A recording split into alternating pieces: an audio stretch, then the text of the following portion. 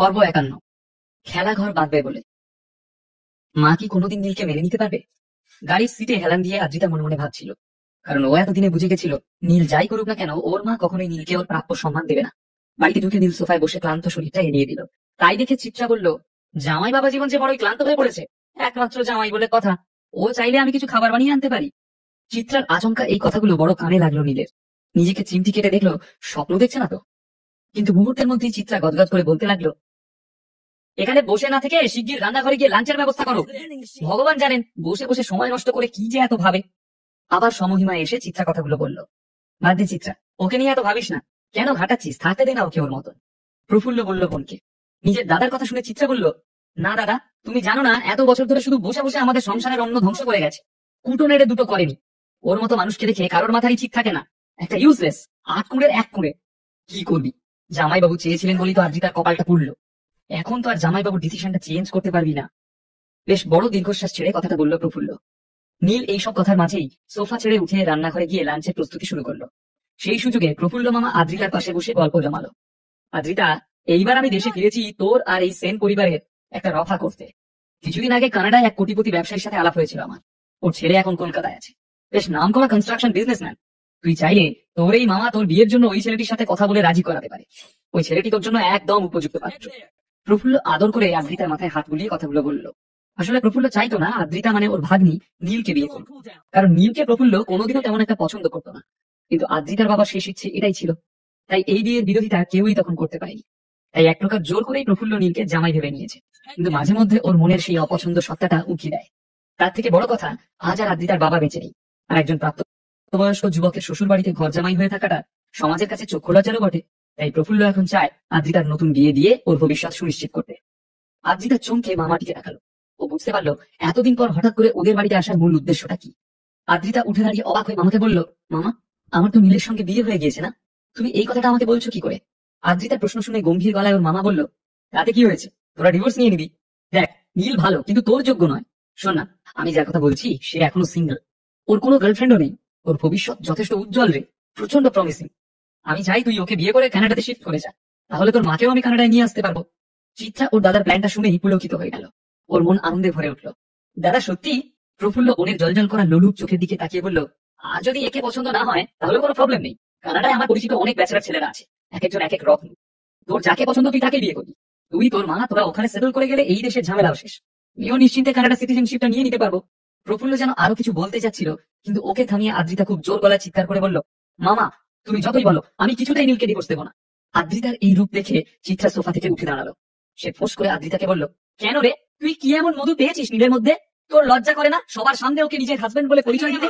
একটা অকর্মণ্যের ঢেকি, এত বার বেড়েছে ও। আজ দেখলি পুরো ফ্যামিলির সামনে কেমন তোর মামাকে ও অপমান করলো। এত বড় বড় কথা বলার সাহস ও পায় কোথায়? কেন, নীল কি এমন ভুল কথা বলেছে? সত্যি কথা বলতে কি, মামার ওই স্কিমটার উপর আমার নিজেরও কোনো ভরসা নেই, কিন্তু আমি সবার সামনে কোনো কথা বলতে পারিনি।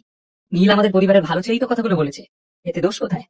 দুহাত দিয়ে মায়ের কাঁধ ঝাঁকিয়ে আদ্রিতা বলল, নীল আর আগের মতো নেই মা, ও নতুন চাকরি জয়েন করেছে, ভালো টাকা পয়সা কামাচ্ছে, নিজের মতো করে নিজের শখ আহ্লাদ মেটাতে চাইছে। ওকে আর এইভাবে অপমান করো না প্লিজ। ওর আর কেউ নেই, আমরাই যদি ওকে এভাবে ডিসকারেজ করি তাহলে। শেষ কথাগুলো বলার সময় আদ্রিতার গলা ক্রমশ ধরে আসছিল।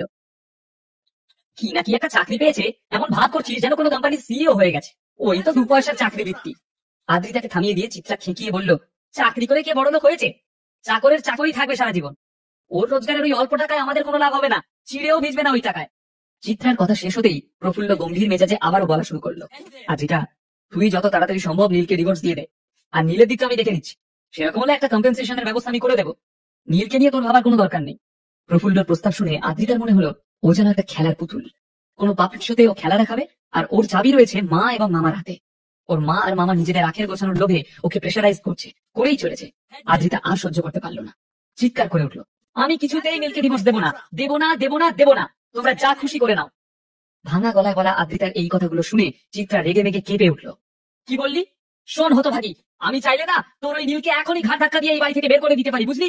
চিৎকার করে আদ্রিতার দিকে তেড়ে গেল চিত্রা, কিন্তু এক চুলও না নড়ে আঙুল তুলে আদ্রিতা বলল, তুমি যদি নীলকে বাড়ি থেকে বের করে দাও তাহলে আমিও বেরিয়ে যাবো ওর সঙ্গে, এই বলে দিলাম।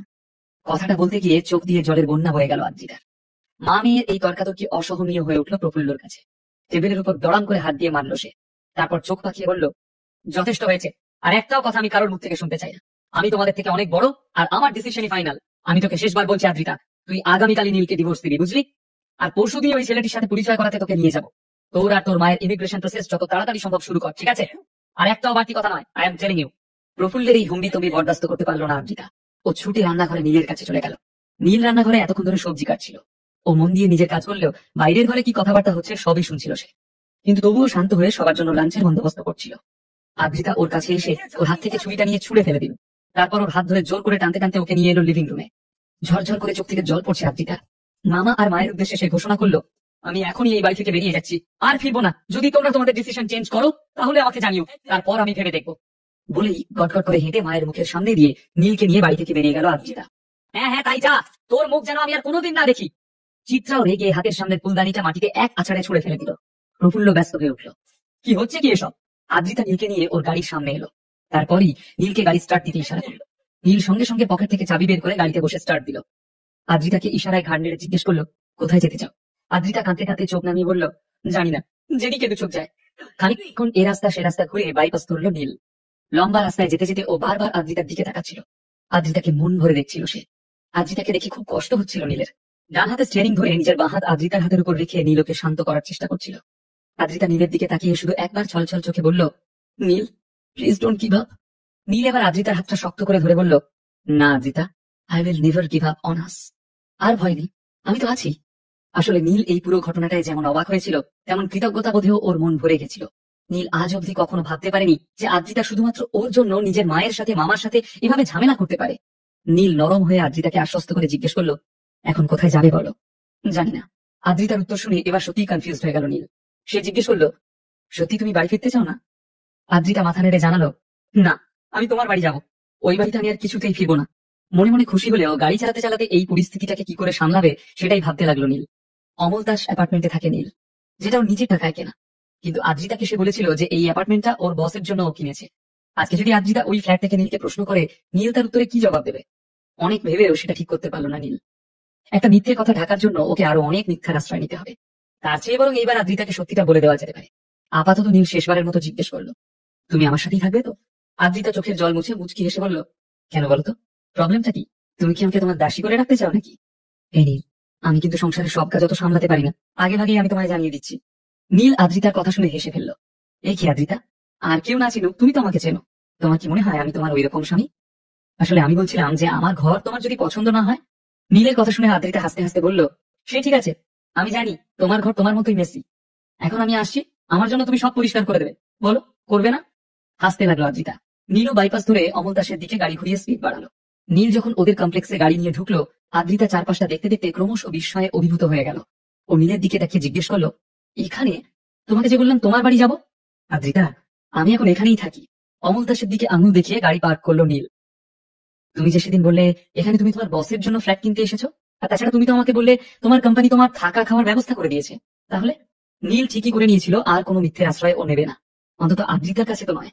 আদ্রিতা যতটা ওকে বিশ্বাস করে তার মূল্য ও সুদে আসলে ফেরত দেবে।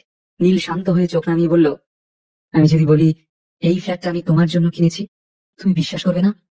আদ্রিতা অবাক হয়ে জিজ্ঞেস করলো, কি? আদ্রিতা কি বিশ্বাস করবে নীলের কথা, নাকি ওকে ভুল বুঝে এখান থেকে চলে যাবে সে? তাহলে কি নীল এবার ওর সিইও পরিচয় তুলে ধরবে আদ্রিতার কাছে? চিত্রা আর প্রফুল্লকে এবার জোর করে আদ্রিতাকে অন্য কোনো ছেলের সাথে বিয়ে দেবে? তারপরে কি পাঠিয়ে দেবে কানাডায়, নাকি জিতে যাবে নীল আদ্রিতার ভালোবাসা?